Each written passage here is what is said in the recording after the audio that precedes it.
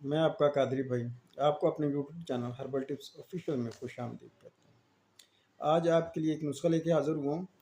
जिन भाइयों को गुर्दे का प्रॉब्लम होता है, गुर्दे में स्वेलिंग, सूजन और गुर्दे में पत्थरी, गुर्दे में दर्द वगैरह के लिए, तो इंशाल्लाह बहुत आज़मूदा नुस्खा है। इसको इस्तेमाल करें और इंशाल्लाह आपको बहुत ज़्यादा फ़ायदा होगा। पत्थरी तो इंशाल्लाह 2-3 दिन के अंदर निकल जाएगी। इसके लिए सबसे पहले आपने तबाशीर लेनी है 3 तोला।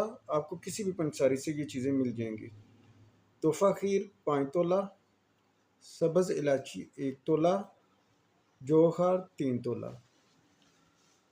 इनका सफ़ूफ बनाकर सुबह नहार मुँह आपने इस्तेमाल करना है इसको। और 1 गिलास दूध के अंदर 4 गिलास पानी डाल के, यानी कि वो कच्ची लस्सी बन जाएगी दूध की, वो आपने 5 गिलास यूज़ करने हैं सुबह निहार मुँह, और इसका हाफ़ चम्मच इस सफ़ूफ का। तो इंशाल्लाह 3 दिन के अंदर पथरी भी निकल जाएगी और गुर्दे की स्वेलिंग भी ख़त्म हो जाएगी, दर्द भी ख़त्म हो जाएगा। बहुत शुक्रिया। अल्लाह हाफ़िज़।